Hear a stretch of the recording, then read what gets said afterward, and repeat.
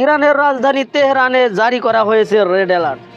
বড় ধরনের হামলার আশঙ্কা, চরম সতর্কতায় দেশটি। ইসরায়েল ও যুক্তরাষ্ট্রের সম্ভাব্য যৌথ হামলার খবর ছড়িয়ে পড়তেই তেহরানের বিভিন্ন এলাকার জনগণকে নিরাপদ স্থানে সরে যাওয়ার নির্দেশ দেওয়া হয়েছে। এদিকে সাবেক মার্কিন প্রেসিডেন্ট ডোনাল্ড ট্রাম্প ইরানকে হরমুজ প্রণালী খুলে দিতে সময় বেঁধে দিয়েছেন মঙ্গলবার রাত 8টা পর্যন্ত, কিন্তু সেই দাবি সরাসরি প্রত্যাখ্যান করেছে তেহরান।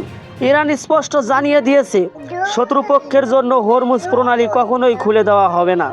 বিশ্লেষকরা আশঙ্কা করছেন, যদি সংঘাত আরও বাড়ে তবে ইরানের গুরুত্বপূর্ণ অবকাঠামো, বিশেষ করে সেতু ও বিদ্যুৎ কেন্দ্রগুলো বড় ক্ষতির মুখে পড়তে পারে। এর মধ্যেই ইরান জানিয়ে দিয়েছে, তারা কোনো সাময়িক যুদ্ধবিরতি চায় না, বরং চায় মধ্যপ্রাচ্যে একটি স্থায়ী ও সমন্বিত শান্তি চুক্তি। পরিস্থিতি এখন অত্যন্ত উত্তেজনাপূর্ণ। পরবর্তী পদক্ষেপ কী হবে সেদিকেই তাকিয়ে বিশ্ব। সঙ্গে ছিলাম Mehedi Hasan, pulse vista news.